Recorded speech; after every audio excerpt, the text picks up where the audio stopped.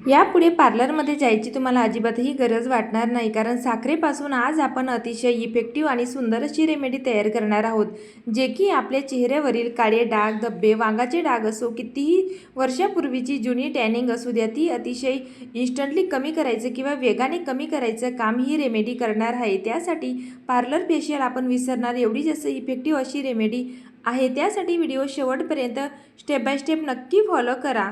तर साखर ही आपल्या प्रत्येकाच्याच घरामध्ये अवेलेबल असते. साखरेमध्ये ग्लायकोलिक ॲसिडचं प्रमाण हे भरपूर जास्त असतं, जे की आपल्या त्वचेवर नॅचरल ग्लो आणण्यासाठी, त्याचबरोबर आपल्या त्वचेला नॅचरल एक्सफोलिएट करण्याचं काम करत असते.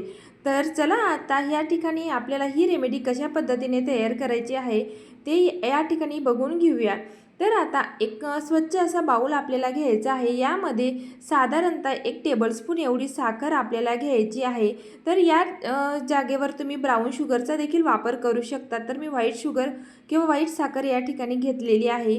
तर साखर ही आपल्या चेहऱ्यावरील कितीही जुनी टॅनिंग असू द्या किंवा कितीही डर्ट ऑइल इम्प्युरिटीज असू द्या, ती अगदी इन्स्टंटली रिमूव्ह करायचं काम करत असते. तर चला आता यामध्ये नेक्स्ट इन्ग्रेडियंट आपल्याला ॲड करायचं आहे, ते म्हणजे बेसन पीठ. तर बेसन पीठ हे नॅचरल क्लिंजरचं काम करत असतं.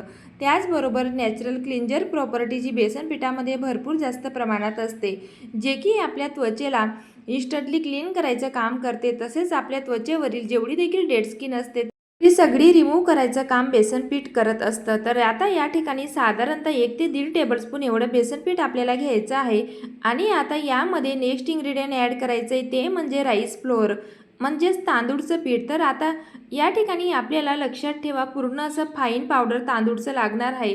तर राईस फ्लोअर आपल्या त्वचेला इन्स्टंटली ब्राईटनेस किंवा लाईटनिंग इफेक्ट द्यायचं काम करत असतं. त्यासाठी राईस फ्लोअरचा आपल्याला आवर्जून वापर करायचा आहे.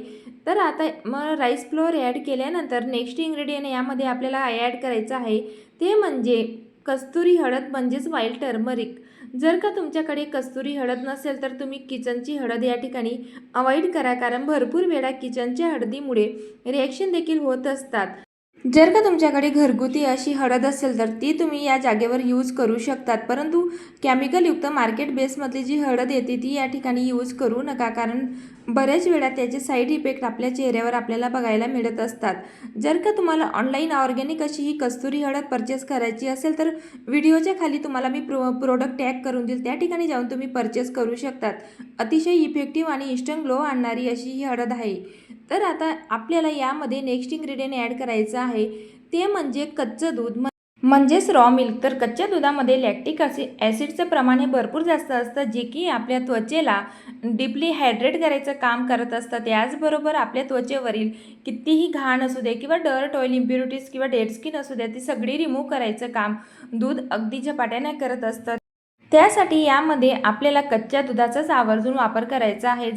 जर का तुम्हाला दूध हे चेहऱ्यावर सूट होत नसेल तर तुम्ही या जागेवर दह्याचा देखील वापर करू शकतात किंवा टोमॅटो ज्यूसचा देखील वापर करू शकतात. तर आता दूध ॲड केल्यानंतर आपल्याला हा फेस पॅक छान असा मिक्स करून घ्यायचा आहे. आणि आता यामध्ये नेक्स्ट इन्ग्रेडियंट ॲड करायचं आहे, ते म्हणजे हनी, म्हणजेच मध. तर मध यामध्ये आवर्जून घाला, कारण मधामुळे आपल्या चेहऱ्याला अतिशय डीपली हायड्रेशन तर मिळतंच, त्याचबरोबर आपल्या त्वचेवरील ज्या सुरकुत्या आहेत ते देखील कमी करायला मध हे खूपच जास्त हेल्पफुल असतं. त्यासाठी मधाचा आपल्याला आवर्जून या रेमेडीमध्ये यूज करायचा आहे. तर मध घातल्यानंतर हा फेस पॅक छान असा आपल्याला मिक्स करून घ्यायचा आहे आणि 5 मिनिटासाठी हा फेस पॅक तसाच ठेवा. हे करून या रेमेडीमध्ये आपण दुधाचा वापर केलेला आहे, ते सगळे इन्ग्रेडियंटमध्ये व्यवस्थित असं ॲब्झॉर्ब होईल आणि त्याचा रिझल्ट हा आपल्याला चांगल्या प्रकारे आपल्या चेहऱ्यावर बघायला मिळेल. तर बघू शकताय तुम्ही 5 मिनिटानंतर फेस पॅक हा थोडा घट्ट झालेला आहे. तर आता हा आपल्याला चेहऱ्यावर अप्लाय कसा करायचा हे तेवढंच जास्त महत्त्वाचं आहे.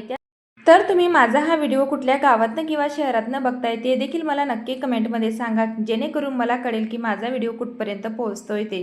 तर चला आता हा फेस पॅक चेहऱ्यावर अप्लाय करायच्या आधी आपण चेहरा थंड पाण्याने वॉश करून घ्यायचा आहे, जेणेकरून कुठल्याही प्रकारचं कॉस्मेटिक चेहऱ्यावर नको असायला. त्यानंतरच हा फेस पॅक आपल्याला चेहऱ्यावर अप्लाय करायचा आहे.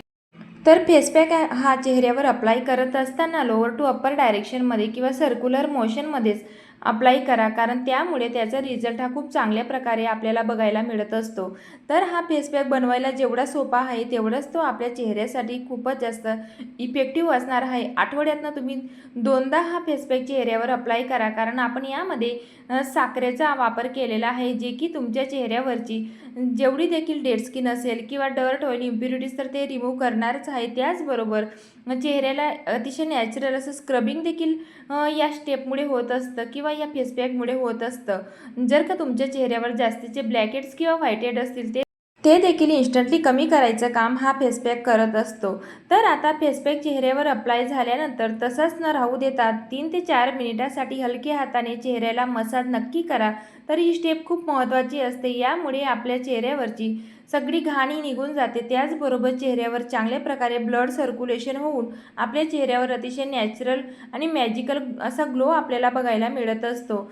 तर आपल्याला पूर्ण थिक अशी लेयर चेहऱ्यावर अप्लाय झाल्यानंतर 4 ते 5 मिनिटांसाठी मसाज केल्यानंतर परत सेकंड लेयर फेस पॅकची अप्लाय करायचं कधीही विसरायचं नाही आहे. कारण या स्टेपमुळे आपल्या चेहऱ्यावर खूपच सुंदर असा फेशियलपेक्षाही 100 पट ग्लो आपल्याला बघायला मिळत असतो. तर हा फेस पॅकमध्ये आपण जेवढे देखील इन्ग्रेडियंट ॲड केलेले आहेत ते सगळे नॅचरल आहेत आणि कुठल्याही प्रकारचे साईड इफेक्ट आपल्या चेहऱ्यावर या फेस पॅकमुळे होत नसतं. जर का तुमच्या चेहऱ्याला या फेस पॅकमधील कुठलंही इन्ग्रेडियंट सूट होत नसेल तर तुम्ही याआधी पॅच टेस्ट करा आणि त्यानंतर चेहऱ्यावर अप्लाय करा, किंवा जे इन्ग्रेडियंट तुम्हाला सूट होत नाही ते तुम्ही स्किप देखील करू शकतात. तर चला आता फेस पॅकची सेकंड लेअर अप्लाय केल्यानंतर हा फेस पॅक 10 ते 15 मिनिटासाठी असाच राहू द्या आणि त्यानंतर थंड पाण्याने किंवा कोमट पाण्याने चेहरा वॉश करून घ्या. तर रिझल्ट या ठिकाणी तुम्ही बघू शकतात की किती सुंदर असा ग्लो चेहऱ्यावर आलेला आहे. त्याचबरोबर चेहऱ्याची त्वचा अतिशय तुकतुकीत होते, तसेच आपल्या चेहऱ्यावरची सगळी घाण निघून जाते. नक्की तुम्ही देखील अशा प्रकारे हा फेस पॅक घरच्या घरी बनवून बघा आणि साखरेपासून बनवलेली ही रेमेडी नक्की तुम्ही चेहऱ्यावर अप्लाय करून बघा. तुम्हाला तुमच्या चेहऱ्यावर पहिल्या वीकमध्येच खूप सुंदर असा बदल बघायला मिळेल किंवा सुंदर असा ग्लो तुम्हाला बघायला मिळेल. तर चला आता या ठिकाणी फेस पॅक चेहऱ्यावर अप्लाय झाल्यानंतर चेहऱ्याला मॉइश्चरायझर लावायचं कधीच विसरायचं नाही, कारण यामुळे आपल्या चेहऱ्यावर इन्स्टंट ग्लो तर येतोच, त्याचबरोबर फेस पॅकमुळे जो ग्लो आपल्या चेहऱ्यावर आलेला असतो ते देखील लॉक करायचं काम मॉइश्चरायझर करत असतं. तसेच आपल्या चेहऱ्याला डीपली हायड्रेशन मॉइश्चरायझरमुळे मिळत असतं. तर आता मॉइश्चरायझर अप्लाय झाल्यानंतर चेहऱ्यावर अशा प्रकारे मसाज नक्की करा, जेणेकरून ब्लड सर्क्युलेशन ही खूप चांगल्या प्रकारे होते. त्याचबरोबर वाढत्या वयानुसार ज्या सुरकुत्या आपल्या चेहऱ्यावर पडलेल्या असतात ते देखील कमी व्हायला या प्रोसेसमुळे मदत होत असते. त्याचबरोबर चेहऱ्यावर जर का अंडर आईज एरियाखाली डार्क सर्कल झालेले असतील ते देखील कमी व्हायला या मसाज स्टेपमुळे मदत होत असते. तर चला आजची ही रेमेडी तुम्हाला कशी वाटली किंवा चेहऱ्यावरचा हा ग्लो तुम्हाला कसा वाटला मला नक्की कमेंटमध्ये सांगा आणि व्हिडिओला लाईक करायला विसरू नका. आणि हो, चॅनलवर जर का नवीन असणार तर चॅनलला सबस्क्राईब देखील नक्की करा, जेणेकरून अशाच नवनवीन रेमेडी तुमच्यापर्यंत पोहोचत राहतील. चला तर मग भेटूया नेक्स्ट अशाच रेमेडीसोबत. बाय.